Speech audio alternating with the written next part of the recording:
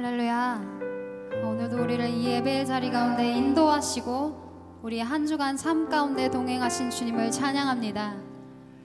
오늘 예배 가운데 하나님께서 우리의 모든 슬픔을 기쁨으로 변화시켜 주실 것입니다.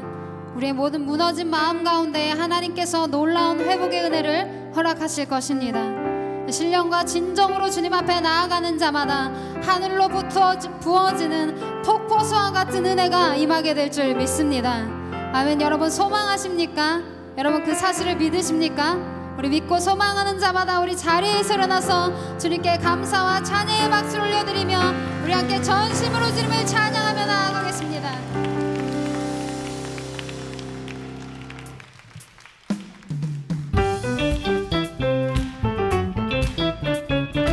우리 기쁨으로 선포하며 고백합시다. 나의 슬픔을 주가 기쁨으로 변화시키시네. 잠잠할 수 없네. 기뻐 춤추며 찬양해. 나의 슬픔을 주가 기쁨으로 변화시키시네. 잠잠할 수 없네. 기뻐 춤추며 찬양해.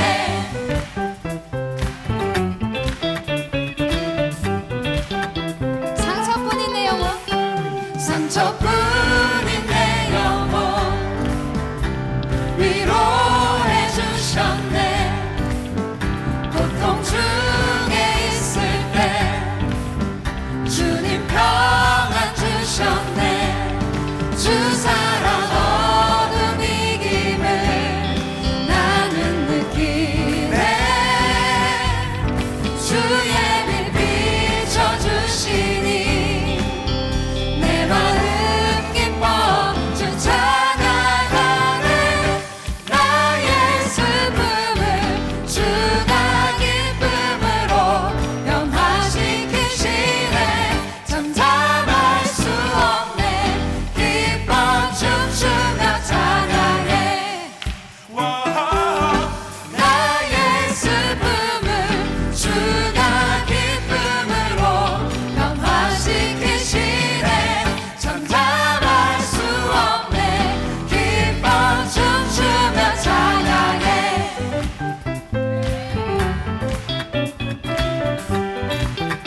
상처뿐인 내 영혼 상처뿐인 내 영혼 위로해 주셨네. 고통 중에 있을 때 주님 평안 주셨네. 주 사랑 어둠 이김을 나는 느끼네. 주의 빛 비춰주시니 내 마음 기뻐 주 찬양하네. 나의 슬픔을 주가 기쁨으로 변화시키시네. 잠잠할 수 없네. 기뻐 춤추며 찬양해. 때론 주님 분노하실지라도 주의 은혜와 사랑 나의 평생에 내게 임하네. 나의 슬픔을 주가 기쁨으로 변화시키시네. 잠잠할 수 없네. 기뻐 춤추며 찬양해. 나의 슬픔을 주가 기쁨으로 변화시키시네. 잠잠할 수 없네. 기뻐 춤추며 찬양해. 아멘.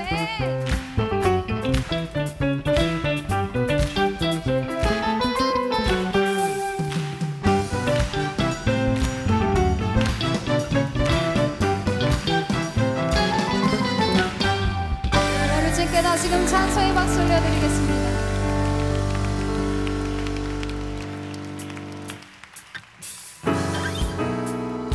우리 주님께 더 큰 박수를 올려드리며 주님을 찬양하며 나아갑시다. 찬양합시다.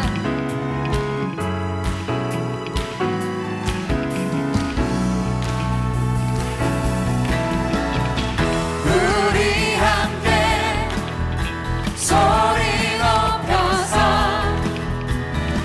주 행하신 일들 찬양해. 우리 함께 소리 높여서 주 행하신 일들 찬양해. 어두운 세상 빛이 되셨고 너와 나의 삶의 평화를 주셨네. 이렇게 노래해, 이렇게 찬양해. 다같이 한 목소리로 주님만 외치세. 이렇게 노래해, 이렇게 찬양해. 다같이 기뻐 뛰면서 주님만 외치세. 우리 다시 처음부터 고백하며 나아갑시다. 우리 함께 소리 높여서 주 행하신 일들 찬양해. 회복하신 주 예수 이름으로 하나 된 자녀들 이렇게 노래해, 이렇게 찬양해. 다같이 한 목소리로 주님만 외치세. 이렇게 노래해, 이렇게 찬양해. 다같이 기뻐 뛰면서 주님만 외치세. 할렐루야. 여러분, 주님께서 이 땅 가운데 오셔서 우리 가운데 온전한 평화를 허락하셨음을 여러분 믿으십니까? 그 놀라운 평강이 우리 가운데 다시금 임하실 줄 믿습니까? 할렐루야. 믿는 자마다 다시금 찬양합시다. 이렇게 노래해, 이렇게 찬양해. 다같이 한 목소리로 주님만 외치세. 이렇게 노래. 이렇게 노래해, 이렇게 찬양해. 다같이 기뻐 뛰면서 주님만 외치세. 이렇게 노래. 이렇게 노래해, 이렇게 찬양해. 다같이 기뻐 소리로 주님만 외치세. 이렇게 노래해. 이렇게 노래해, 이렇게 찬양해. 다같이 기뻐 뛰면서 주님만 외치세.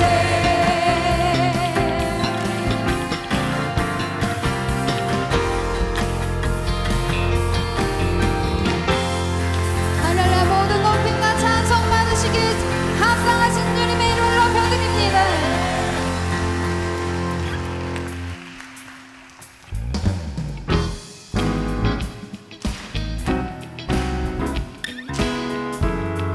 우리가 날마다 동행하시는 그 주님을 간구하며 함께 찬양하기를 원합니다.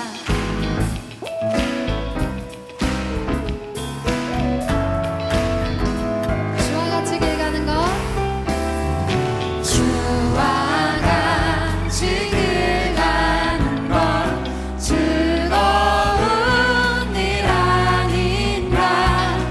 우리 주님 걸어가신 발자취를 다시 한번 주와 같이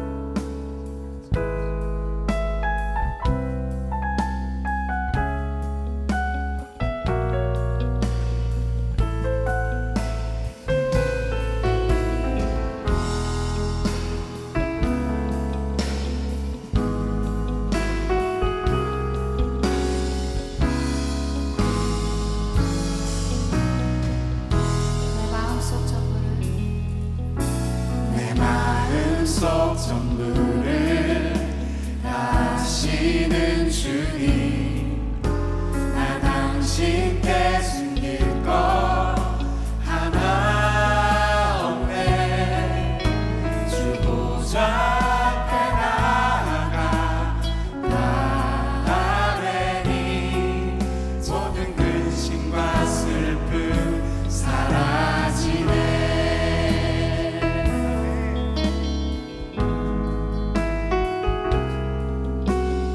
다시 주님 앞에 우리의 마음을 고백하며 나아갑시다. 내 마음속 전부를 다 아시는 주님, 내 마음속 전부를 다 아시는 주님 나 당신께 숨길 것 하나 없네 주 보좌 앞에 나아가 바라니 모든 근심과 슬픔 사라지네. 내 맘에 늘 계시고 내 맘에 늘 계시고 나 주 안에 늘 거하니 이 놀라운 사랑 그 사랑 앞에 나 나아가 목소리 높여 찬양 드리네.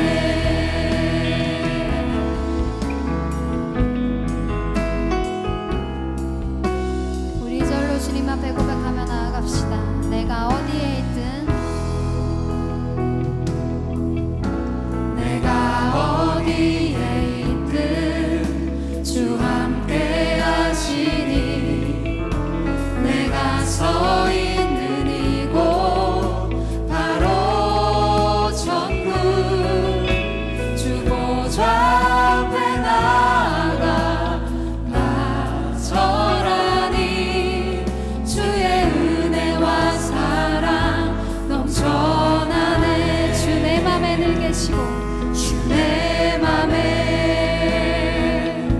늘 계시고 나 주 안에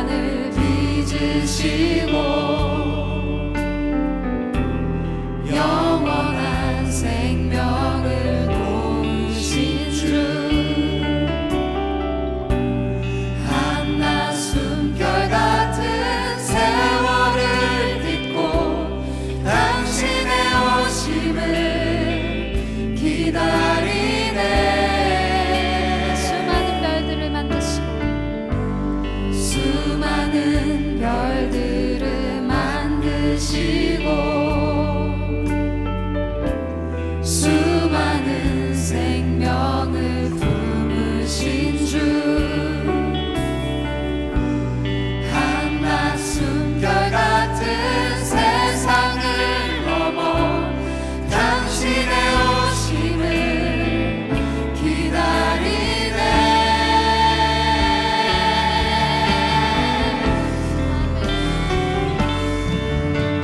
주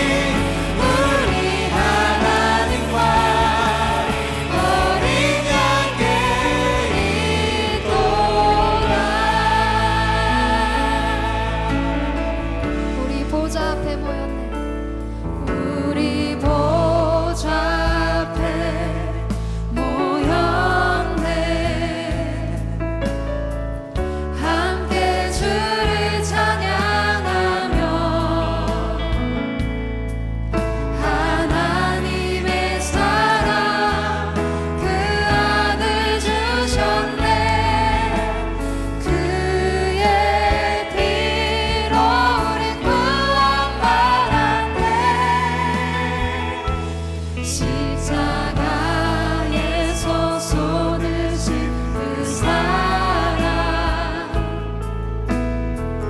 강같이 온 땅에 흘러 강바다와 족속 백성 방언에서 구원받고 주 담대 그리네.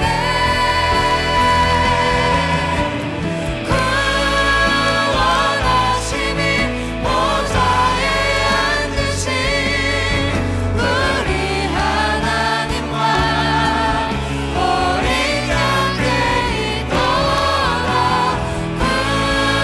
구원하심이 보좌에 앉으신 우리 하나님과 어린 양께 있도다. 구원하심이 보좌에 앉으신 우리 하나님과 어린 양께 있도다.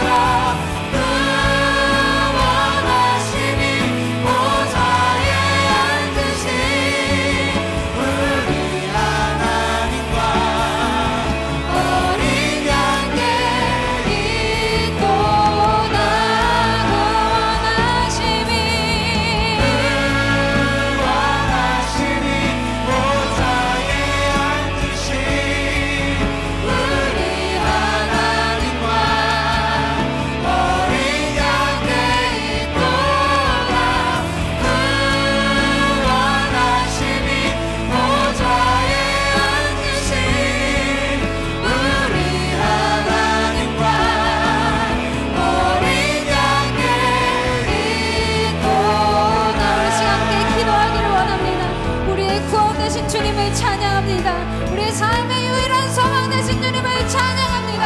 하나님, 주님의 그 영혼과 우리가 마주할 그 날까지 하나님을 향하여 우리의 믿음의 발걸음을 멈추지 않겠습니다. 주여, 우리의 모든 발걸음을, 우리의 모든 삶을 붙들어 주시옵소서. 우리의 구원 되신 주님을 찬양하며 우리 주님께 믿음을 고백하며 함께 기도하며 나아가겠습니다. 오 신실하신 하나님 아버지, 구원자되신 능력의 주님을 찬양합니다. 하나님, 우리가 주님만을 붙잡으며 나아가오니 하나님, 우리 마음을 새롭게 하여 주시옵소서. 우리의 믿음의 고백이 새로워지게 하여 주시옵소서.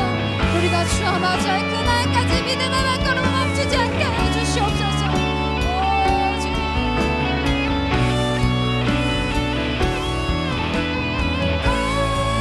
구원하심이 보좌에 앉으신 우리 하나님과 어린 양께 있도다.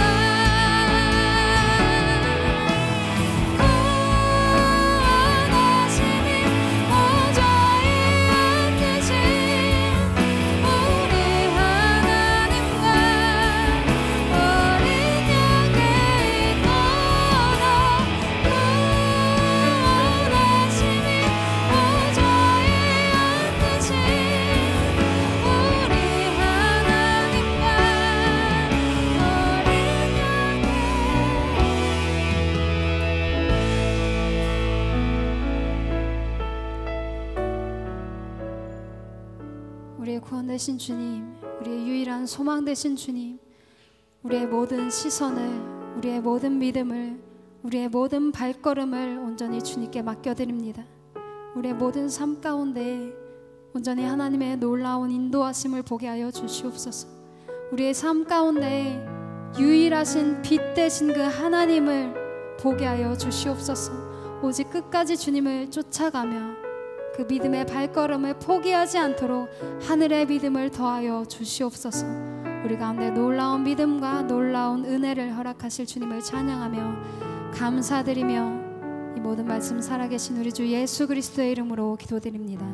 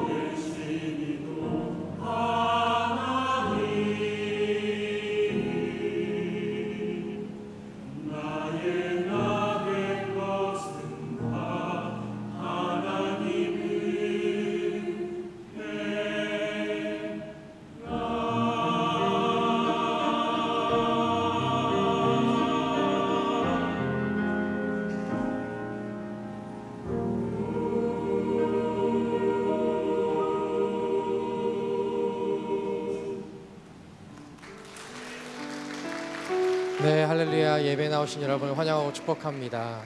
네, 우리 함께 옆에 있는 분들을 바라보면서 좌우로 손을 뻗어 하나님의 사랑으로 축복하며 나아가도록 하겠습니다.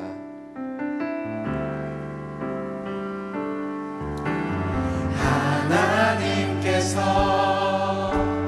당신을 통해 메마른 땅에 샘물 나게 하시기를 가난한 영혼 목마른 영혼 당신을 통해 주 사랑하기 원하네. 네, 예배 나오신 여러분 환영하고 축복합니다. 오늘 이 시간에는 조금 더 특별한 분들을 축복하고 싶습니다. 오늘 혹시 예배 가운데에 처음 나오신 분들 계십니까? 우리 손을 들어서 잠시 표시해 주시겠습니까? 오늘 예배 처음 나오신 분들. 네, 우리 함께 조금만 용기 내어 그 자리에서 일어나시면 저희가 함께 축복하고 싶은데요. 함께해서 자리에 일어나 주시면 축복하도록 하겠습니다.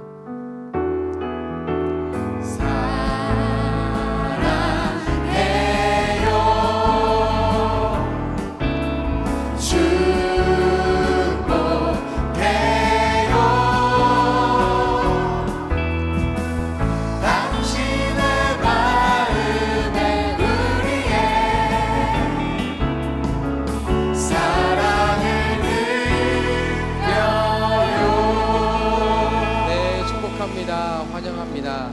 오늘 자리에서 일어나신 분들 혹은 자리에서 일어나지 못하신 분들 예배가 모두 마친 후에 앞에 피켓이 있는데요. 피켓 앞으로 오시면 저희 공동체에 대해 소개하는 시간을 갖고자 합니다. 모든 예배가 마친 후에 꼭 앞으로 나와주시면 감사하겠습니다. 7주의 모든 새가족 가정을 마치고 오늘도 저희의 가족이 되시는 분들이 있는데요. 우리 함께 그 자리에서 일어나실 때 공동체의 사랑을 담아 함께 박수로 축복하도록 하겠습니다. 네, 축복합니다. 네, 감사합니다. 오늘 주보에 보시면 책갈피가 2장이 있는데 그 중에서 이렇게 가을 느낌이 나는 책갈피가 있죠. 네, 노란색 책갈피가 있습니다. 매주 화요일마다 저녁 7시 30분 이곳 본당에서 화요 성령 집회가 진행되게 됩니다. 하나님을 뜨겁게 열망하고 예배하고자 하는 모든 분들 누구나 오실 수 있는 이 자리에 9월에는 그리스도를 본받아라는 주제를 가지고 함께 말씀과 예배와 기도가 진행되게 됩니다. 함께 기도해 주시고 참여해 주셔서 하나님의 은혜를 더욱더 사모하는 우리 요셉인들이 되었으면 좋겠습니다. 함께 우리 하나님께서 주신 말씀을 보도록 하겠습니다. 베드로전서 1장 1절부터 12절까지의 말씀, 저와 여러분이 한 절씩 교독하도록 하겠습니다. 제가 먼저 읽도록 하겠습니다. 예수 그리스도의 사도 베드로는 본도와 갈라디아와 갑바도기아와 아시아의 비두니아 지역에 흩어져 사는 나그네 곧 하나님의 아버지의 미리 하심을 따라 성령의 거룩하게 하심으로 예수 그리스도께 대한 순종과 그분의 핏부림을 얻기 위해 택하심을 받은 사람들에게 편지를 씁니다. 여러분에게 더욱 풍성하기를 빕니다. 우리 주 예수 그리스도의 아버지 하나님을 찬양합니다. 하나님께서는 그분의 풍성하신 긍휼을 따라 우리를 거듭나게 하시고 예수 그리스도를 죽은 사람들로부터 살리시어 산 소망을 얻게 하심으로 여러분을 위해 하늘에 쌓아둔 썩지 않고 더러워지지 않고 회하지 않는 유업을 얻게 하셨습니다. 여러분은 마지막 때 나타내려고 예비하신 구원을 얻기 위해 믿음으로 인해 하나님의 능력으로 보호하심을 받고 있습니다. 그러므로 여러분은 이제 온갖 시험을 당해 오히려 크게 기뻐합니다. 그것은 여러분이 당하는 믿음의 시련이 불로 단련해도 없어질 금보다 더 귀해 예수 그리스도께서 나타내실 때 칭찬과 영광과 존귀를 얻게 하려는 것입니다. 지금도 여러분은 그분을 보지 못하지만 믿고 말할 수 없는 영광스러운 기쁨으로 즐거워합니다. 이는 여러분이 믿음의 결과로 영혼의 구원을 받기 때문입니다. 이 구원에 관해서는 여러분이 받을 은혜에 대해 예언한 예언자들이 그들은 자기 안에 계신 그리스도의 영이 그리스도께서 당하실 고난과 그 뒤에 받으실 영광에 대해 미리 증언하실 때 그리스도의 영이 무엇을 가리키며 어느 때를 지시하는지 알아보려고 살폈습니다. 예언자들이 섬긴 이 일은 자기들을 위한 것은 여러분을 위한 것임이 여러분에게 계시되었습니다. 이제 이 일은 하늘에서 보내신 성령 안에서 복음을 전하는 사람들로 인해 여러분에게 전파된 것이며 천사들도 살펴보기를 간절히 바라는 것입니다. 아멘.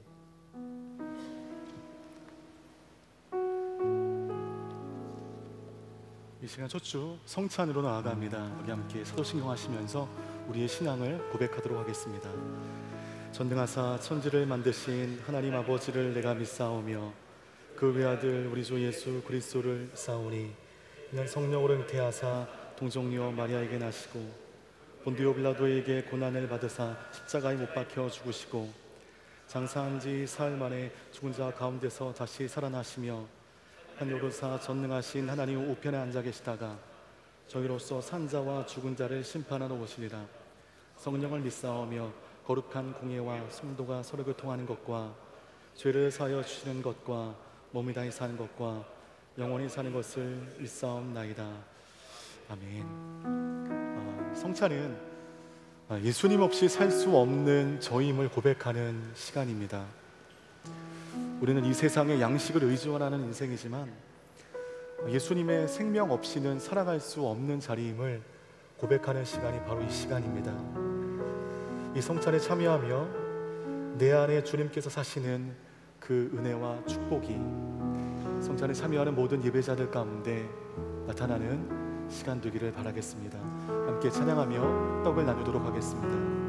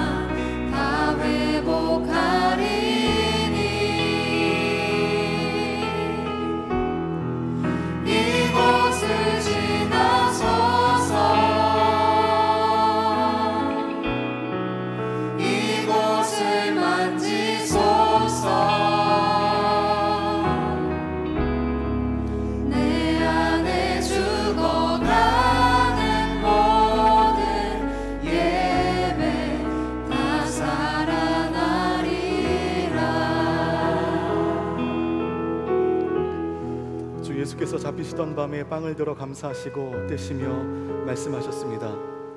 이것은 너희를 위해 주는 내 몸이니 이 일을 행해 나를 기념하라. 우리가 받은 이 작은 떡은 십자가에서 자기의 몸을 찢으심으로 희생하신 대속제물 되신 예수 그리스도의 몸입니다.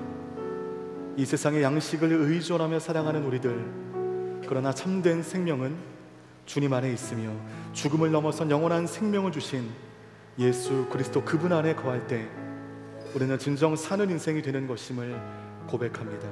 하나님 아버지, 주님 내 안에 살아 주님께서 나를 통해 역사하시는 인생이 되게 하여 주옵소서. 이제는 내가 사는 것이 아니요 오직 내 안에 주께서 사시는 삶이 되게 하여 주옵소서. 예수님의 이름으로 기도합니다. 아멘. 함께 떡에 참여하도록 하겠습니다. 주의 보혈의 능력을 의지하며 우리 찬양에 참여하도록 하겠습니다. 보혈을 지나 하나님 품으로 보혈을 지나 아버지 품으로 보혈을 지나 하나님 품으로 한 걸음씩 나가네. 존귀한 주 보혈이 내 영을 새롭게 하시네. 존귀한 주 보혈이 내 영을 새롭게 하네. 존귀한 주 보혈이 내 영을 새롭게 하시네. 존귀한 주 보혈이 내 영을 새롭게 하네. 이 잔은 내 피로 세운 새 언약이니 이 예를 행해 마실 때마다 나를 기념하라. 우리는 씻음이 필요한 사람들입니다. 죄와 허물을 씻지 않으면 하나님 앞에 설 수 없는 영혼들, 나도 모르게 죄에 물들어 있는 우리들, 만물보다 심히 부패함이 우리 안에 있습니다. 이 세상이 문화와 교양으로 아름답게 치장되어 있지만 그 마음 깊숙이 숨어있는 이기적인 욕망과 죄는 우리의 힘으로 씻을 수 없습니다.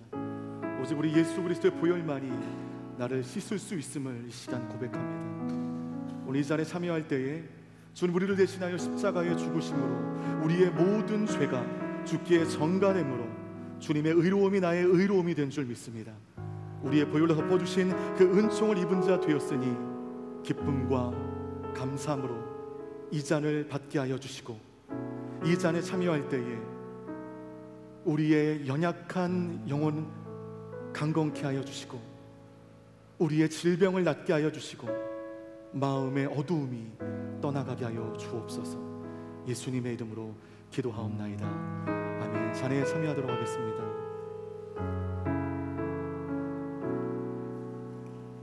함께 기도하겠습니다.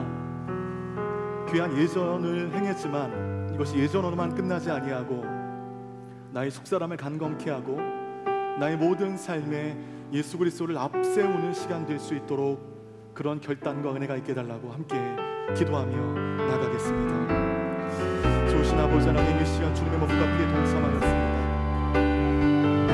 예수 그리스도와 연합한 삶, 예수 그리스도로 인해 자유한 삶으로 살아가는 인생이 되게 하여 주옵소서. 하나님의 시간 주의 잔에 참여하고 주님의 떡을 나누며 내 안에 더러워진 모든 죄악들의 잔재들이 예수 그리스도의 이름 가운데 소멸되게 하여 주시고 이 시간 나를 온전케 하시는 주님만 우리의 삶 가운데 드러나는 시간 될 수 있도록 하나님 우리를 회복케 하여 주옵소서. 예수 그리스도의 보혈로 말미암아 우리를 씻으심을 감사합니다. 그 정결함으로 주님께 나가는 시간 되게 하여 주시옵소서. 사랑하는 주님, 이 시간 주님의 몸과 피에 동참하며 나아갔습니다.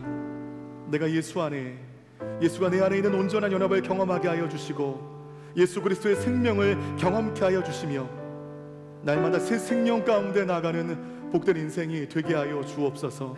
예수 안에만 참된 소망이 있음을 고백합니다. 오늘 이 시간에 내 안에 더러운 것들이 떠나가고 주님의 평안이, 주님의 은혜가 내 안에 살아나는 시간 되게 하여 주옵소서. 예수 그리스도 이름으로 감사하며 기도 올리옵나이다. 아멘.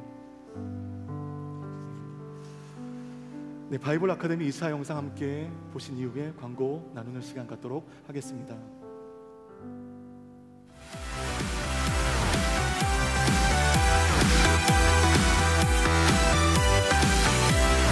뱅뱅뱅 오빠가 알수 이제 결과를 발표하겠습니다.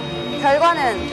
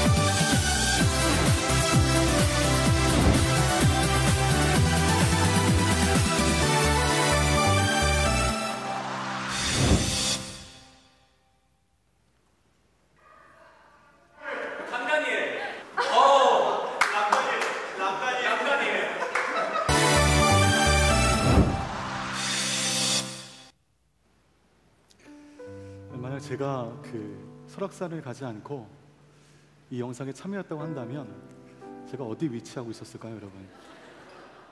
네, 다음 학기에 보여드리도록 하겠습니다. 네, 저희 대청의 교육자들이 영상을 찍을 때는요 하루를 통째로 비웁니다. 아침부터 홀리스타 끝나고 모여서 밤 저녁까지 열광성을 당하여 영상만 찍는 것이 아니라 저희가 좋은 강좌를 만들기 위해서 정말 많이 노력을 하고 있어서 여러분들 아마 주보의 섭지가 수강 신청서가 있으실 것입니다. 오늘은 일주일간에 여러분 고민을 하셨을 거예요. 오늘은 다 좀 표시하시고 다 제출하시는 시간으로 갖도록 하겠습니다. 때로는 은혜는 자원함으로 받지만 은혜는 강권함으로도 받게 됩니다. 그래서 오늘은 좀 강권해서 여러분께 이 바이블 아카데미 신청을 할 수 있도록 좀 도와드리도록 하겠습니다. 여러분들 가운데 아직 CDC를 참석하지 못하신 분이 있다면 CDC를 들어주십시오.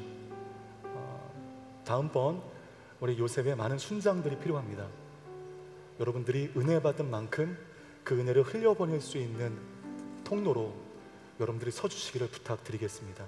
여러분의 인생이 사이처럼 받기만 하는 인생이 되지 아니하고 갈릴리 호수처럼 나눠주는 인생이 되게 하기 위해서 CDC를 듣지 않으신 분들은 CDC에 신청을 해주시기 바랍니다. CDC 들으신 분이 있다면 저와 함께 한 학기 XE를 통해서 복음을 내 안에 정립하는 그런 시간이 되었으면 좋겠습니다. 다시 말씀드리지만 좀 불편합니다. XE가 양재에서만 개설이 되었습니다. XE를 들으시려면 양재까지 오셔야 되는 수고가 있습니다. 하지만 은혜는 불편한 가운데 있는 거 제가 누누이 말씀드리죠. CDC를 하신 분이 있다면 XE를 통해서 복음을 정립시키시고 언젠가 하나님이 여러분께 복음 전할 수 있는 기회를 주셨을 때 좋은 툴로 삼을 수 있는 이 XE를 꼭 수강하시기를 부탁드리겠습니다. 선택 과정 가운데는요, 특히 나를 발견하는 여행이 아주 많이 리뉴얼 되었습니다. 상담 사역과 회복 사역에 헌신하시는 많은 분들이 와서 연속선상에서 강의를 해주실 것이고 여러분에게 도움을 주실 것입니다. 나를 발견하는 여행 관심 가져주시고, CFC는 우리의 재정을 관리하는 강좌입니다. 우리의 지갑이 회복이 되어야 되고 우리의 지갑이 회개해야 된다는 말이 있죠. 하나님이 여러분 가운데 허락하신 그 귀한 물질들을 어떻게 써야 되는 것인지 배우는 시간, 많은 깨달음이 있게 되기를 바라겠습니다. 나머지 큐티 베이직, 1:1 양육자반, 로마서 이사야, 성경 탐구 41, 하우, 오와 Y 미션, 이 모든 강좌들이 저희 교육자들의 많은 노력을 통해서 준비되고 있습니다. 저희를 신뢰해 주시고 여러분 수요일을 따로 떼어 하나님께 드리는 마음으로 이 바이블 아카데미에 동참해 주시기를 부탁드리겠습니다. 마음 주신 대로 표시하신 분들은 우리 옆에 있는 스태프들에게 신청서를 내어 주십시오. 제가 잘 모아서 여러분의 큰 은혜 가운데 강좌 들으실 수 있도록 준비하도록 하겠습니다. 내주시고요. 그리고 조금 더 고민이 필요하신 분들은 되도록이면 오늘까지 순에서 또한 나가시면서 주시면 저희가 잘 준비하도록 하겠습니다.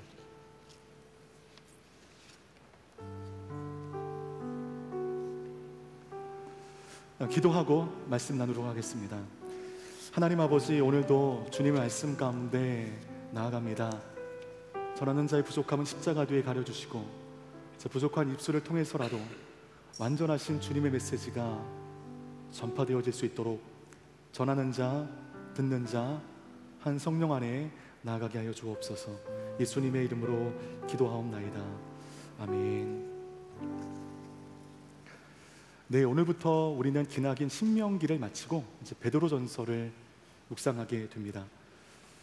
신명기를 통해서 여러분들은 어떤 대명제를 배우셨습니까? 신명기는 순종이라고 하는 대명제를 배우는 시간이었다고 한다면, 하나님은 이 베드로전서를 통해서 우리에게 또 다른 대명제를 알려주실 것입니다. 그 대명제를 제가 두 가지식으로 먼저 말씀드리지 않고요, 말씀을 전하면서 이 대명제가 실제로 드러나게 될 것입니다. 종교개혁자 루터는 일찍이 이 베드로전서를 향해서 기독교의 핵심이요 복음의 정수다라고 극찬했습니다. 과연 루터는 베드로전서의 무엇을 가리켜 기독교의 핵심이고 복음의 정수라고 극찬했던 것일까요? 바로 오늘 그것을 좀 배우는, 그것을 나누는 시간 갖겠습니다. 저자 얘기를 먼저 해야 되는데요, 베드로전서의 저자가 누구입니까 여러분?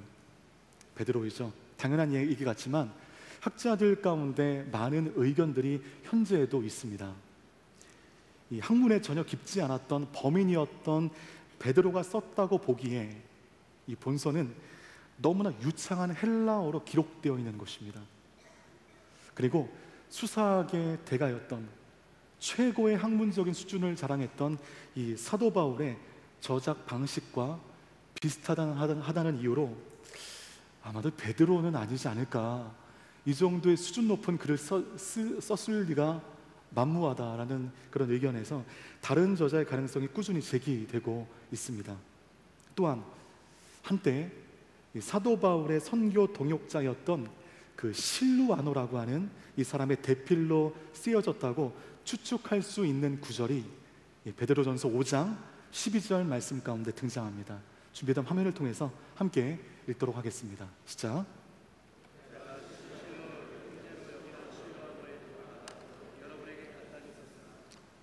네, 여러분, 그 베드로전서가 실루아노의 도움으로 쓰여졌다는 정황을 찾아볼 수 있는 구절이지만 때문에 그렇다고 이 베드로전서가 이 실로아너가 썼다고 얘기할 수는 없을 것입니다.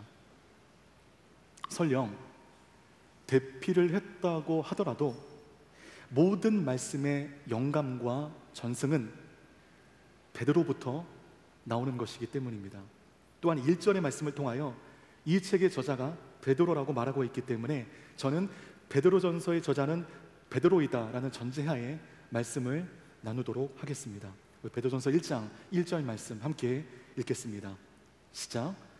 예수 그리스도의 사도 베드로는, 베드로가 자신을 가리켜서 사도라고 말하고 있습니다. 제가 몇 번 말씀드린 기억이 나는데요, 이 사도의 의미는 일정한 사명을 위임받아 보냄을 받은 사람들이라는 뜻으로, 이게 헬라어로는 아포스톨로라고 하는 직위입니다. 이 보냄을 받았다는 것은 어떠한 의미가 감춰져 있냐면 보낸 사람이 있다는 것이죠. 보낸 사람이 있다는 것은 이 보내어진 사람이 뚜렷한 목적과 임무가 있다는 것을 방증합니다. 목적 없이 보내어지는 사람은 없습니다. 바로 성령님께서 베드로를 보내신 것입니다. 뚜렷한 목적하에 그를 보내신 것입니다. 때문에 베드로는 자신을 가리켜 아포스톨로, 사도라고 소개하고 있습니다. 그렇다면 베드로는 누구에게 보내신 것인가? 그리고 왜 보내어졌는가? 그리고 언제 보내어졌는가? 이 베드로전서를 이해하는 세 가지의 키입니다. 베드로는 누구에게 보내어졌는가? 왜 보내어졌는가? 언제 보내어졌는가? 오늘 이 세 가지 질문에 대한 답이 여러분들이 어떤 큰 이해 없이 보셨던 이 베드로전서를 이해하는데 큰 도움을 줄 것입니다. 과연 성령님의 보냄을 받은 베드로가 누구에게 이 편지를 보냈는지 함께 보도록 하겠습니다. 베드로전서 1장 1절에서 2절 말씀 함께 합독하도록 하겠습니다. 시작. 예수 그리스도의 사도 베드로는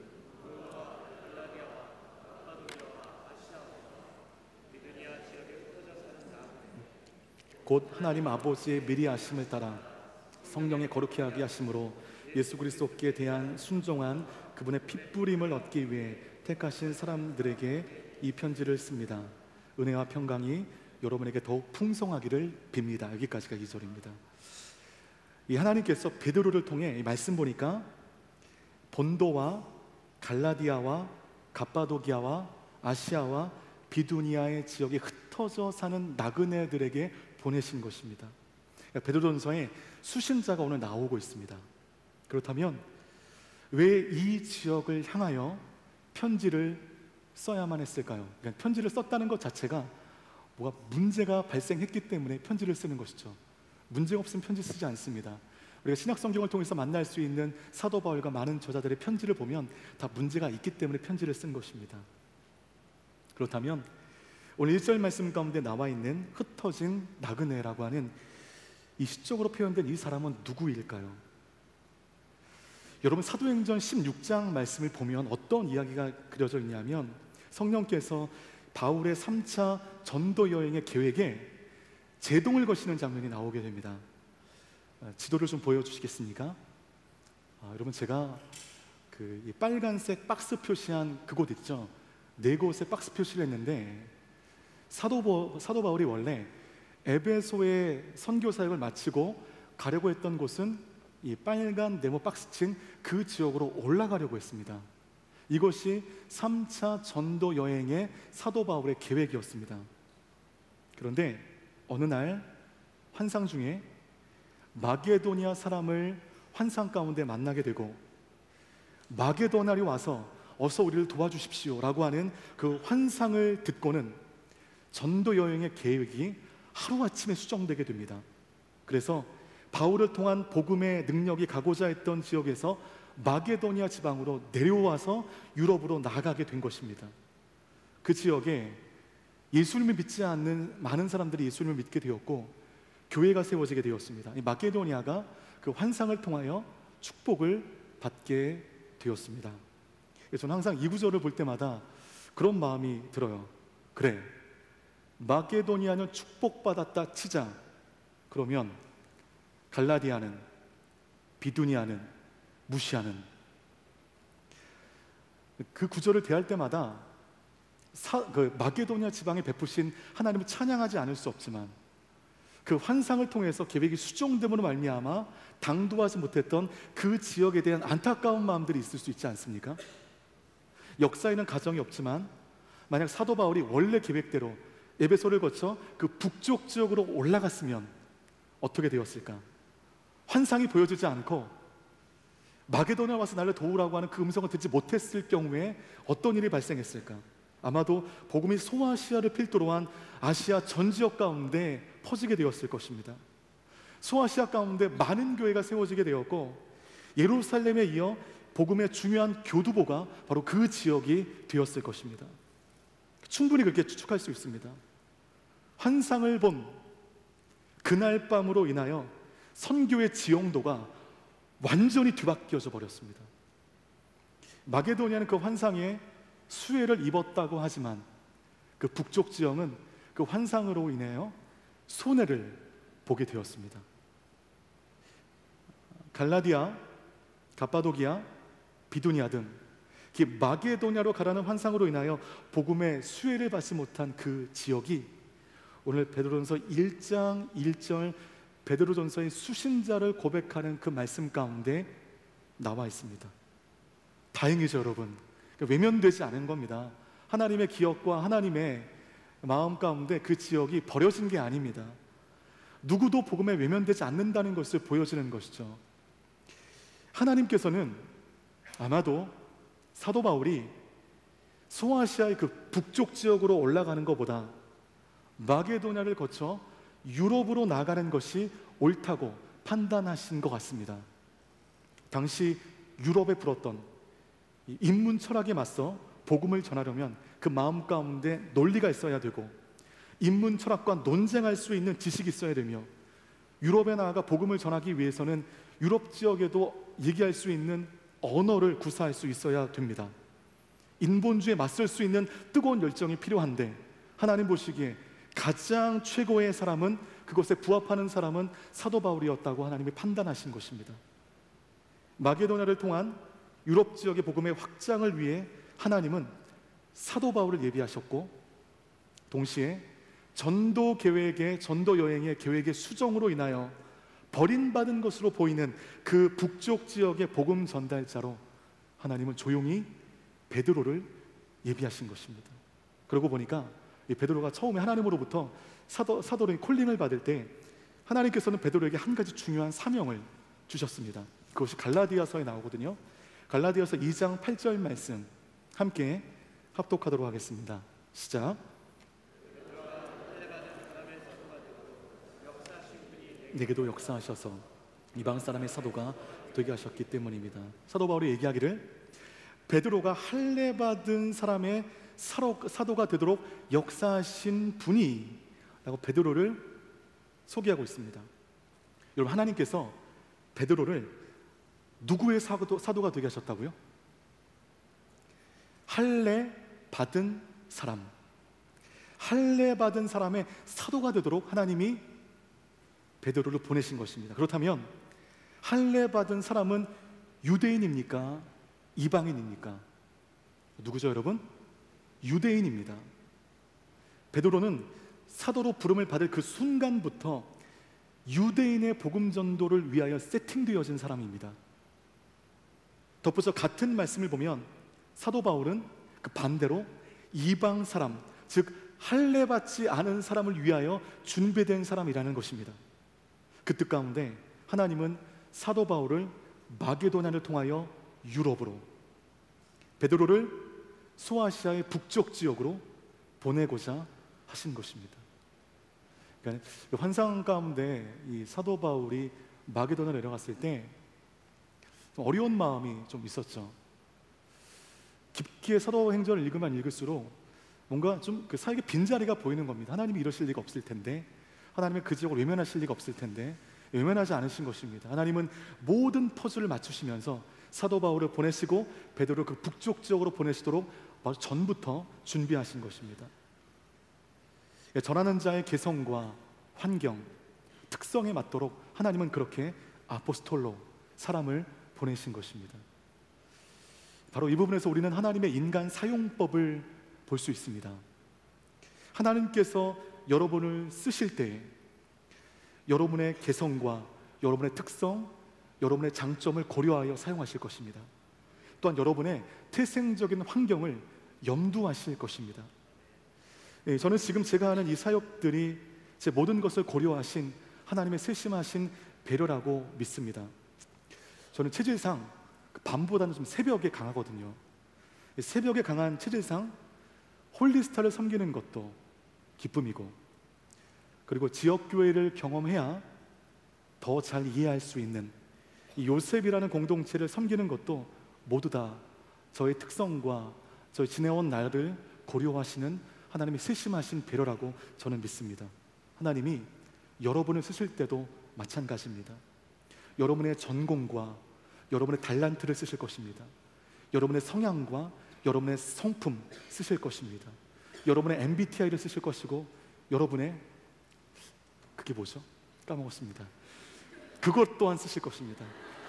여러분의 모든 것을 다 고려해서 가장 적당한 곳에 여러분을 보내실 것입니다. 하나님 그렇게 저와 여러분을 쓰시는 것입니다. 베드로전서 1장 1절에서 2절 말씀 한 번 더 좀 읽도록 하겠습니다. 같이 한번 읽을게요. 시작. 예수 그리스도의 사도 베드로는 본도와 갈라디아와 갑바도기아와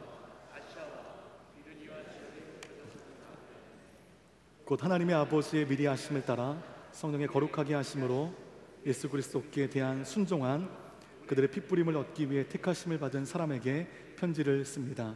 은혜와 평강 여러분에게 더욱 풍성하기를 빕니다. 애니어그램 지금 생각났습니다. 네. 그 1절을 보면, 다시 보면 그 소아시아 북쪽 지방을 언급하시면서 흩어져 사는 나그네라고 하는 말씀을 하셨습니다. 그러니까 이 흩어져 사는 나그네가 베드로전서의 중요한 수신자라는 것입니다. 그렇다면 흩어져 사는 나그네는 왜 본토에, 왜 이스라엘에 살지 않고 왜 본토에서 먼 소아시아 북쪽까지 와 거기서 살게 된 것일까요? 바로 이 흩어져 사는 나그네를 가리켜 우리가 뭐라고 얘기하는지 아십니까? 디아스포라라고 얘기합니다. 디아스포라란 그 말의 정의를 해보면 팔레스타인을 떠나, 그러니까 자기 고향을 떠나 세계 각지에 흩어져 살면서 유대의 규범과 생활 관습을 유지하는 크리스찬 유대인을 지칭하는데, 그럼 왜 그들이 디아스포라로 팔레스타인, 자기 고향을 떠나 이토록 먼 소아시아 북쪽 지역까지 온 것일까? 이것이 이제 베드로전서를 이해하는 핵심이고, 바로 이 이해함 속에 신명기의 대전제가 순종이었던 것처럼 오늘 베드로전서의 대전제가 숨어 있는 것입니다. 그들이 흩어진 이유 간단합니다, 여러분. 무엇 때문이겠습니까? 핍박 때문입니다. 누가 여러분 고향 땅을 떠나고 싶은 사람이 누가 있겠습니까? 떠나야만 하는 이유가 있기 때문에 고향 땅을 떠난 것이죠. 그들이 흩어진 나그네가 되고 싶어서 된 것이 아니라 될 수밖에 없는 환경 가운데 그들이 흩어져 살게 된 것입니다. 예루살렘 가운데 예수 믿는 유대인을 향한 큰 핍박이 일어나서 그리스도인들이 더 이상 예루살렘 가운데 살 수가 없어 유대와 사마리아와 모든 땅으로 흩어지게 되었습니다. 그 흩어진 자들이 베니게와 구브로와 안디옥까지 이르러 유대인들에게 복음을 전했다고 누가는 사도행전을 통하여 증거하고 있습니다. 바로 이때 흩어진 디아스포라들이, 그리스도인들이 본도와 갈라디아와 갑바도기아와 비두니아 지역까지 흩어져 살게 된 것입니다. 믿음을 지키기 위해 그들이 믿은 예수 그리스도의 인생 통째를 걸어버렸기 때문에 그들은 고향 땅을 떠나 고난을 자원한 것입니다. 나 예수 모른다, 예수의 가치가 없다라고 얘기하면 그 고향 땅 가운데 편히 살 수 있었지만 그 예수를 포기할 수 없었기 때문에 그들은 그 고통과 핍박을 다 몸으로 받아낸 것입니다. 바로 그들을 위로하기 위하여 쓰여진 것이 오늘 우리가 보고 있는 베드로전서입니다. 자, 이 베드로전서의 저자와 수신자, 그 베드로전서가 쓰여진 이유까지 우리가 나눴습니다. 그렇다면 마지막으로 이제 베드로전서의 저작 시기를 우리가 보도록 하겠습니다. 언제 이 베드로전서가 쓰여졌는가? 이 베드로전서가 쓰여진 그 저작 시기도 의견이 분분하지만 학계에서는 대체적으로 AD 63에서 64년 이 정도에 쓰여졌을 것이라고 대개 인정하고 있습니다. AD 63에서 64. 보통 학계가 인정하는 저작 시기인 AD 64년에 우리가 절대 잊어서는 안 될 기독교 역사 가운데 가장 중요한 사건이 발생합니다. 그것이 무슨 사건인지 아세요? 여러분 그거 아셔야 됩니다. 로마의 기독교인 대핍박이 AD 64년에 시작됩니다. 정확히 얘기하면 AD 64년 7월 19일 기독교인의 박해가 로마에서 시작이 됩니다. 로마 북서쪽에서 자그마한 연기가 피어오르게 되죠. 근데 그 피어오른 연기가 꺼지지 않고 점점 큰 불길로 확장되게 됩니다. 로마는 이 팍스 로마나 전쟁이 없었던 곳이었기 때문에 오래된 목조 가옥들이 계획에 따르지 않고 따닥따닥 붙어있는 곳이었는데 바로 이곳에 불이 한번 붙으니 삽시간에 그 불길이 번져 그 불은 5-6일간 로마 시대를 다 태워버렸습니다. 역사적 문헌을 보면 그 당시 로마는 14구역으로 되어 있었는데 14구역 가운데 4구역만 남고 14구역이 잿더미가 되어버렸습니다. 그 모든 불길들이 다 잡히고 자기 집으로 돌아왔을 때 평생 일군 그 집이 눈앞에 사라져버린 것입니다. 아무것도 손에 쥘 수 있는 것이 아무것도 없는 것입니다. 깊은 슬픔으로 눈물밖에 나오지 않은 그 상황의 안타까운 마음이 점점 분노로 바뀌기 시작했습니다. 그들은 네로 황제를 의심했습니다. 왜냐하면 그가 로마의 큰 불을 보면서 씨를 읊었다고 하는 그 소문을 그들이 들은 것이죠. 또 하나 로마의 영광에 걸맞는 최고의 도시를 건설하자고 네로 황제가 반복적으로 얘기했기 때문입니다. 정황상 이 불을 낸 사람이 네로다 라고 군중들은 믿고 그 네로가 있는 곳으로 올라가기 시작했습니다. 이에 큰 위협을 느낀 이 네로는 이 화살을 다른 곳으로 돌려야만 자기가 살 수 있었습니다. 그러면서 이 모든 사건의 범인이 바로 저 기독교인이라고 거짓말을 했습니다. 바로 그 순간부터, 그날부터 밀라노 칙령이 세워진 AD 313년까지 무려 300여 년에 가까운 엄청난 시간 동안 기독교인들은 역사상 그 예를 찾을 수 없는 지독한 핍박을 받았습니다. 복음 전하다가 물세례 받고, 복음 전하다가 소금 세례 받고, 복음 전하다가 뺨을 맞고, 복음 전하다가 육두문자의 욕을 먹는 것 따위가 아닙니다. 여러분, 따위가 아닙니다. 살가죽이 벗김을 당하고 내 자녀가 내가 보는 앞에서 맹수의 먹잇감으로 찢겨지고 있고, 사랑하는 아내와 바로 어제까지 함께 하나님을 예배하고 찬양했던 나의 믿음의 동료가 내 앞에 불에 타 죽어가는 그 모습을 바라보는 것입니다. 그런 엄청난 핍박을 당했습니다. 그 핍박이라면 아마 여러분 3달도 길 것입니다. 아니, 전 3일도 못 견딜 것입니다. 여러분 300여 년입니다. 300여 년. 더 이상 이 땅 가운데 살 수가 없어서 나중에는요, 땅을 파고 밑으로 들어가 카타콤에서 평생을 살 정도로 그들은 극심한 핍박 가운데 노출되어 있었습니다. 그들이 AD 64년부터 그런 핍박을 당했습니다. 바로 이 엄청난 사건 직전에 마치 이 사건이 미리 일어날 것으로 알고 있었던 것처럼 로마의 대핍박으로 인하여 끔찍한 고통을 당한 기독교인들에게 이 베드로전서는, 그리고 나아가 누가복음은 큰 위로의 말씀이 된 것입니다. 오늘 1절에 나온 것처럼 동시에 소아시아 북쪽 본도, 갈라디아, 갑바도기와 아시아, 비두니아 지역에서 흩어져 있던 디아스포라 기독교인들, 즉 핍박으로 말미암아 내 고향을 떠날 수밖에 없었고 생경한 곳에 이르러 하나님께 삶을 건 그 믿음의 대가로 혹독한 고생을 하는 그 땅의 믿는 자들을 위로하여 쓰여진 것이 오늘 우리가 보고 있는 베드로 전서입니다. 때문에 저는 신약 성경 가운데 누가복음과 특별히 베드로 전서는요, 활자를 보면 그런 마음이 들어요. 피로 쓰여진 글씨 같아요. 피로 쓰여진 글씨. 엄청난 핍박과 엄청난 고생 가운데 내가 언제 죽을지도 모른다는 그 무서운 고생 앞에 위로하고 너희들의 믿음이 맞다라고 하는 그 말씀을 주고 있는 이 베드로전서 때문에 루터가 베드로전서를 향하여 기독교의 핵심이요 복음의 정수다라고 극찬했던 것은 베드로전서 안에는 환난을 이겨내는 소망이 있고 그 고통 속에 울려 퍼지는 찬양이 있기 때문입니다. 기독교의 핵심은 십자가요 부활입니다. 이 두 가지를 빼놓고 기독교를 얘기할 수가 없습니다. 두 가지 중에 한 가지도 빼놓을 수는 없습니다. 기독교 십자가와 부활. 십자가를 통해 부활로 나가는 것처럼 핍박이라는 내가 지어야 할 그 십자가가 있지만, 그러나 핍박은 핍박으로 끝나지 않고 부활의 영광으로 나가는 그 복음의 정수가 오늘 우리가 보고 있는 이 짧은 말씀 가운데 담겨져 있는 것입니다. 여러분, 대한민국 가운데 하나님이 은혜를 많이 주셔서 우리가 지금 믿음을 지키기 위해서 이슬람권이나 타종교가 강한 그 지역 가운데 당하는 그런 핍박은 우리가 당하지 않습니다. 감사할 일이죠. 그러나 다른 종류의 핍박은 우리가 얼마든지 우리 삶 가운데 존재합니다.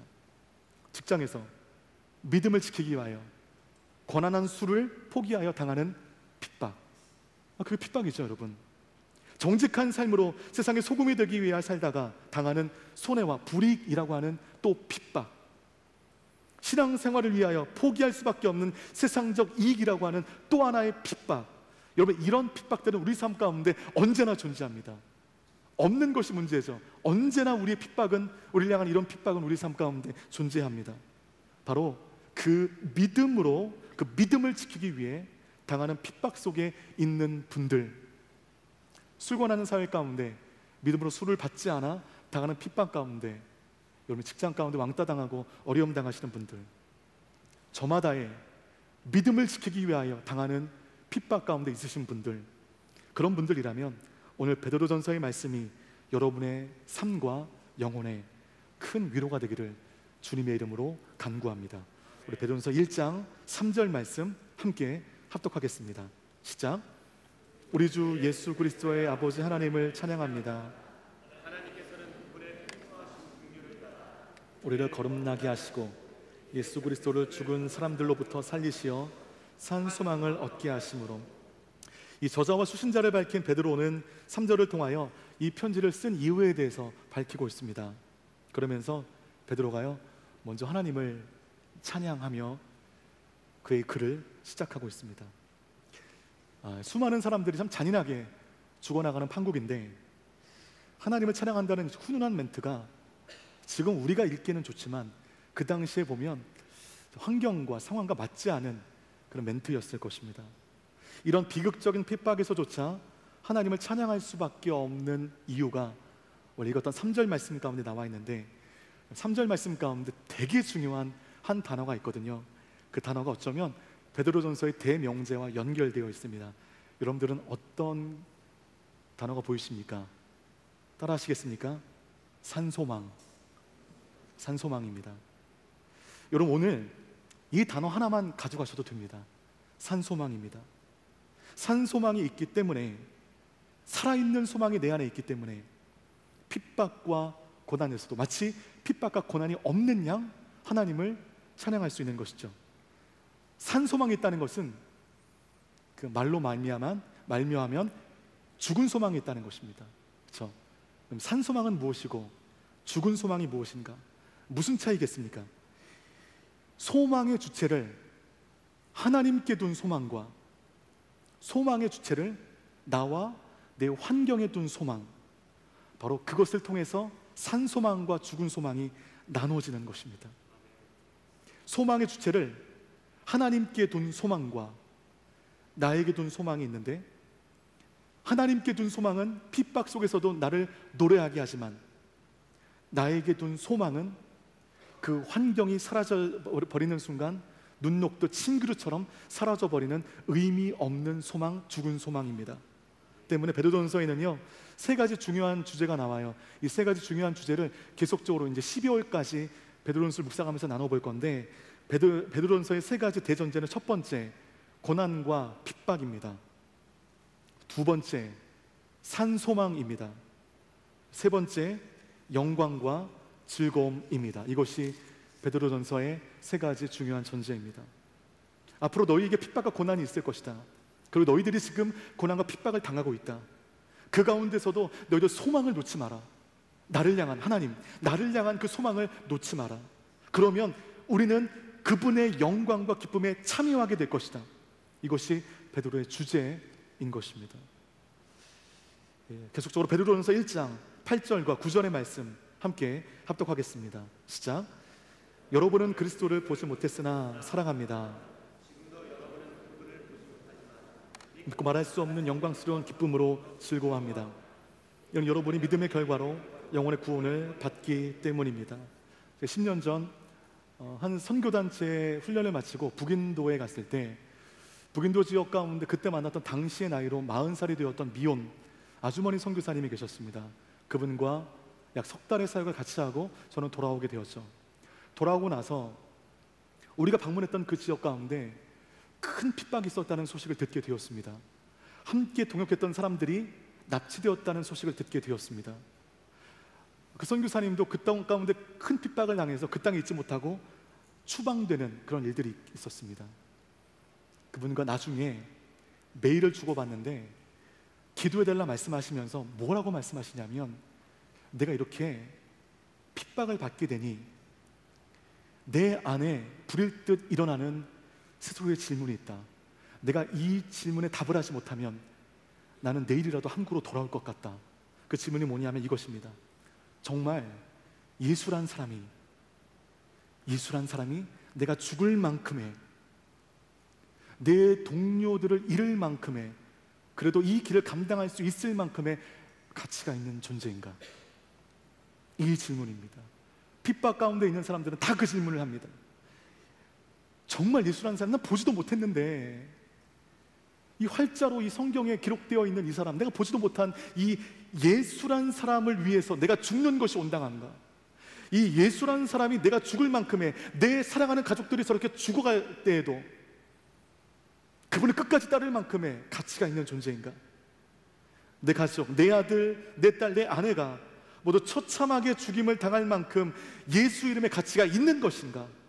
목숨을 걸 만큼의 충분한 가치가 내가 만나지도 못한 그분의 그 이름 가운데 있는 것인가? 여러분, 이 질문에 대해서 우리가 대답을 하지 못하면 그래도 우리가 배교하는 것입니다. 여러분이 하나님을 왜 떠나는가? 왜 떠나는가? 내 믿음이 왜 약화되는가? 이 질문 가운데 답을 하지 못하기 때문입니다. 하나님이 내 삶에 가치가 없다고 판단할 때, 내가 목적 삼아 나아가는 나의 소유, 나의 권세, 내가 옳다 여겼던 그것보다 가치가 없다고 판단되어질 때 우리 하나님을 뒤로 무르고 세상을 따라간다는 것입니다. 우리의 믿음이 또한 약화될 때가 언제인가? 더 이상 하나님의 가치, 예수 그리스도의 그 가치를 확인할 수 없을 때, 그때 내 믿음이 약화되는 것입니다. 더욱이 AD 64년이라면 핍박당하고 있는 사람들 중에 예수님을 실제로 본 사람은 아무도 없을 것입니다. 거의 없을 것입니다.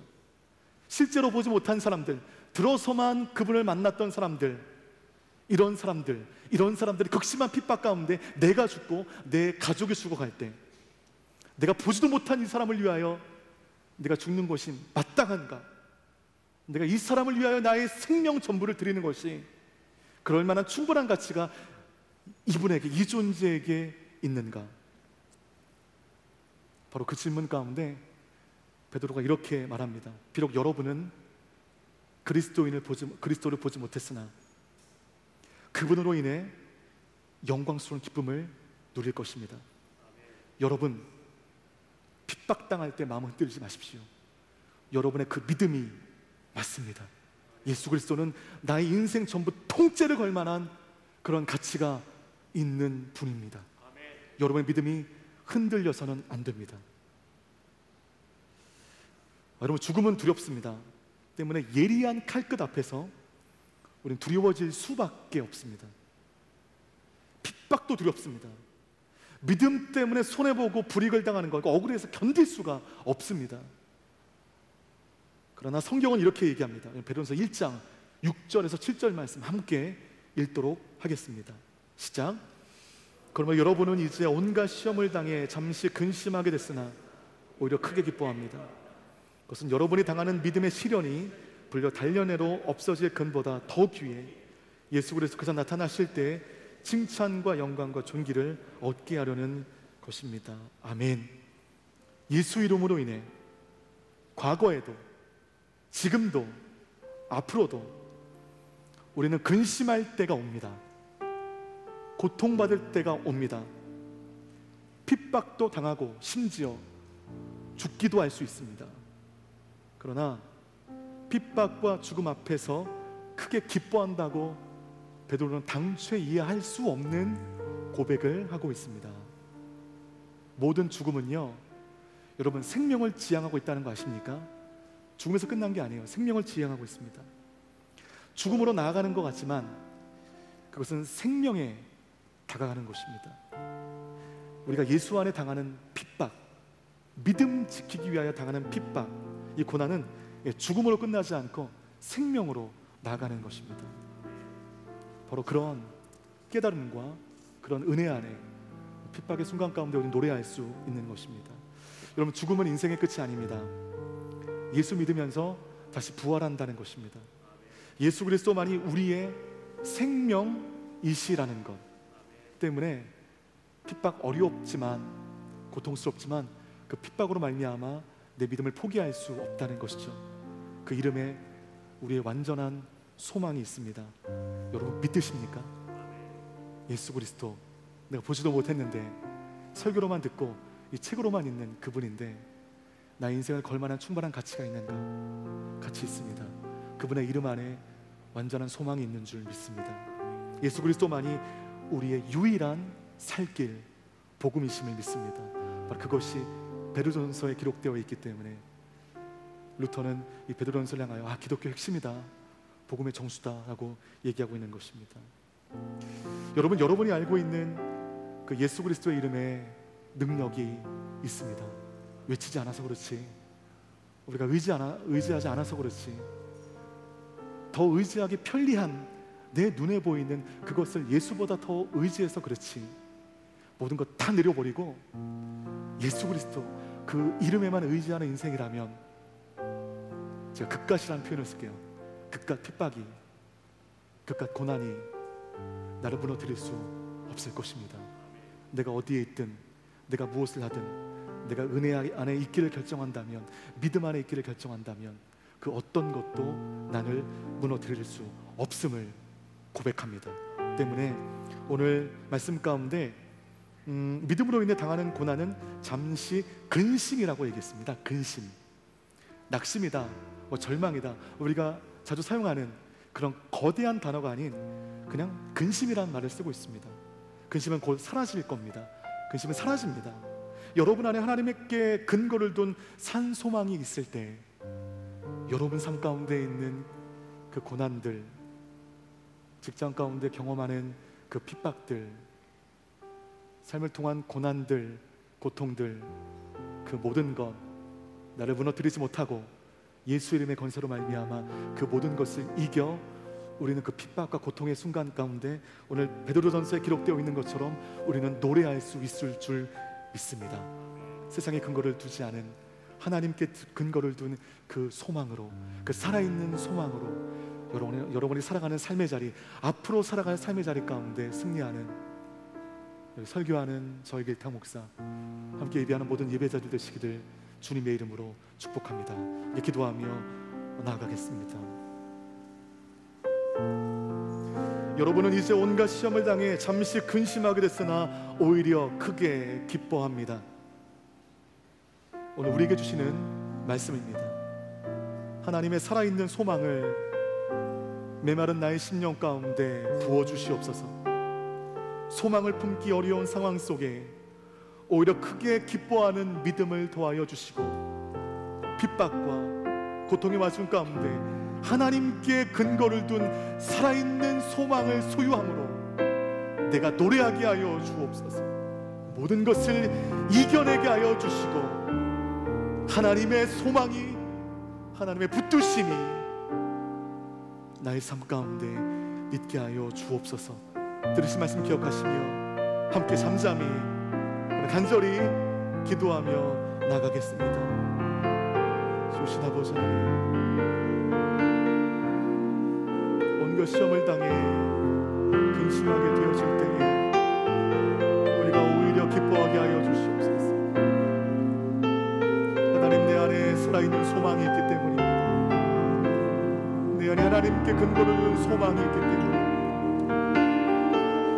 그러기에 우리는 현재 고통스러운 상황 가운데 낙심하지 않습니다. 하나님, 소망을 품기 어려운 상황 속에 우리 그게 기뻐할 수 있는 믿음을 더하시고 그 믿음 안에 영광스러운 기쁨으로 즐거워하게 하여 주옵소서. 즐거워하게 하여 주옵소서. 하나님 아버지, 그렇습니다. 하나님, 그렇습니다. 하나님, 베드로전서의 말씀을 통하여 여러 많은 것들과 핍박 가운데 있는 모든 예배자들 가운데 이 시간 영원하신 하나님의 위로와 하나님의 돌보심이 경험되어지게 하여 주시옵소서.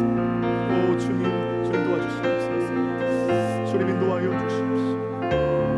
하나님, 주를 위하여 고난당하는 나의 모든 고통들, 나의 모든 핍박들, 믿음을 지키기 위해 당하는 모든 삶의 어려움들, 하나님, 이거 주님이 하십니다. 주님이 하십니다.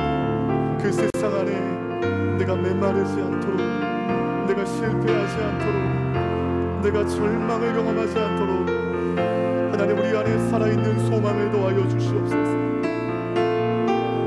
하나님, 내가 온갖 시험을 당해 근심하게 될 때 우리는 오히려 기뻐할 수 있습니다.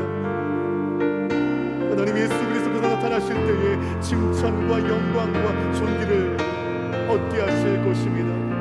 우리 하늘의 영광을 바라보며 아버지 하나님, 내가 겪고 있는 모든 삶의 고난들, 이 모든 것을 이겨낼 수 있는 살아있는 소망이 내 안에 있게 하여 주옵소서. 하나님, 우리는 이제껏 죽어있는 소망에 나의 삶을 걸고 돌아왔습니다. 하나님, 내 안에 있는 나의 형편과 나의 상황이, 나의 물질과 나의 위치가 나를 인도할 거라고 생각했습니다. 하나님 아버지, 이 시간 고백합니다. 예수 그리스도 그 이름에만 권세가 있고 그 이름에만 소망이 있는 줄 믿습니다. 나의 삶을 인도하는 것은 하나님의 능력, 예수 그리스도의 이름인 것을 이 시간 고백합니다. 하나님, 그 믿음을 나가오니 나의 믿음을 고쳐주시옵소서. 살아있는 소망을 하나님께 두고 나의 어떤 형편과 상황에서든지 나의 삶이 무너지지 않게 하여 주시며 하나님께 소망을 두는 우리의 삶이 되게 하여 주시옵소서.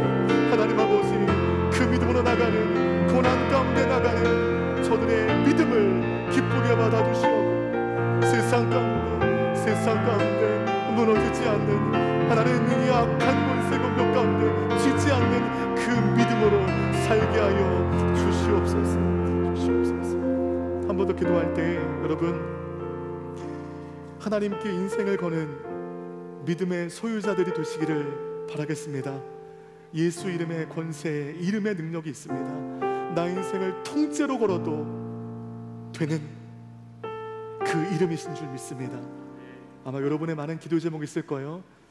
이제 터전을 바꾸고 타지에 가시는 분들, 그리고 결혼이라는 것을 준비하시는 분들, 그리고 시험을 준비하시는 분들, 여러 많은 중요한 갈림길에 있는 분들 기도하십시오.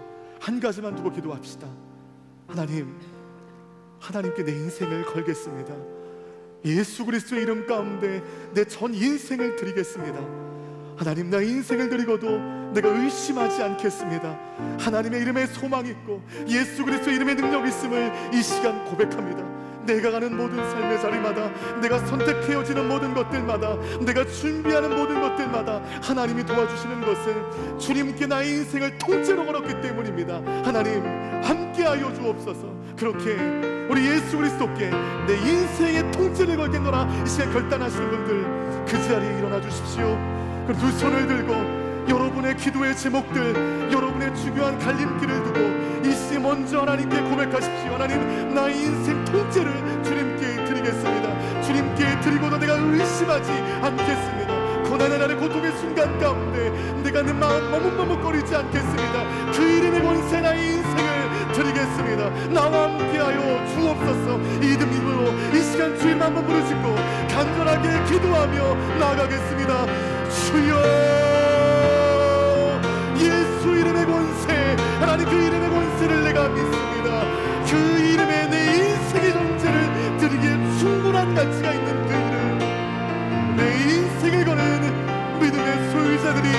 되게 하여 주옵소서. 하나님 아버지, 당신의 예배자들 여러 많은 갈림들 가운데 이 시간 기도할 때에 먼저 고백합니다. 예수 이름의 권세, 예수 이름의 가치가 있음을 이 시간 고백합니다. 나의 한 번뿐인 인생 주님께 통째로 드려도 될 만큼 주님은 가치 있는 분이십니다. 주님은 그럴 만한 충분한 가치가 있는 분이십니다. 나의 인생 모두를 주님께 드리겠습니다. 하나님 아버지, 이 고백을 받아주시옵소서. 이 결단함으로 나가는 여기에 머리 숙인 귀한 예배자들, 이 시간 두 손 들어 나의 삶의 주인이 하나님이심을 고백하는 예배자들, 저들의 마음을 받아주시옵소서.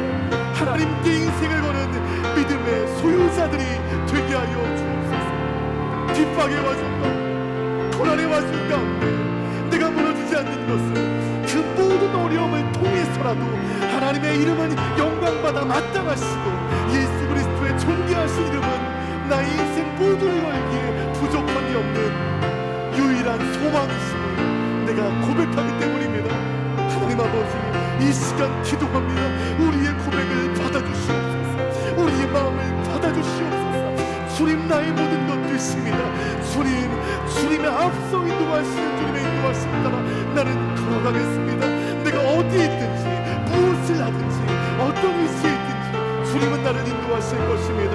주님, 그 인생을 주님께 걸고 주님이 인도하시는 대로 믿음으로 걸어갈 수 있는 우리 모두가 되게 하여 주옵소서. 하나님, 소망이 하나님께 있습니다. 내가 살아갈 이유, 내가 존재하는 이유, 내가 숨쉬는 모든 이유, 예수 그리스도 때문임을 이 시간 고백합니다. 하나님, 살아도 주를 위해 살고 죽어도 주를 위해 죽고 핍박을 당해도 기뻐하며 고난 가운데 있어도 하나님을 찬양하는 우리의 마음이 되어질 때에 하나님, 주님은 나를 통하여 영광 받으실 것이고 예수 그리스도께서 나타나실 때에 칭찬과 영광과 존귀를 얻게 되실 것입니다. 하나님, 그런 삶으로 나가오니 우리의 전 인생을 받아주십시오. 우리의 결단을 받아주십시오. 우리의 전 삶을 받아주십시오. 내 인생 통째를 온전히 주님께 드립니다. 다른 어떤 것 의지하지 아니하고 보이지 않은 그분, 그러나 나의 삶의 유일한 만족이요 유일한 삶의 이유 되신 주님 앞에 내가 믿음으로 나가오니 하나님, 이 시간 나의 고백을 받아주십시오. 이 시간 나의 고백을 받아주십시오. 주님께 나의 인생을 드리겠습니다. 나의 전 삶을 드리겠습니다. 주님 안에 있기에 네가 두려워하지 않겠습니다. 핍박과 고난 가운데 있지만 그러나 내가 주님을 찬양합니다. 내가 주님을 노래하겠습니다. 주님은 찬양받아 마땅하신 분이시며 고통의 와중 가운데 주님은 영광 받으시며 마땅하신 분이시기 때문에 내가 주 앞에 나갑니다. 많은 기도의 제목과 많은 고통 가운데 있는 예배자들 주님께 나가오니 그 삶을 받아주시옵소서. 주님, 그렇습니다. 하나님, 나의 인생을 주님께 드리고 이 시간 주님의 손길 앞에 주저하지 않겠습니다. 노래하겠습니다. 할렐루야. 왕 되신 주 앞에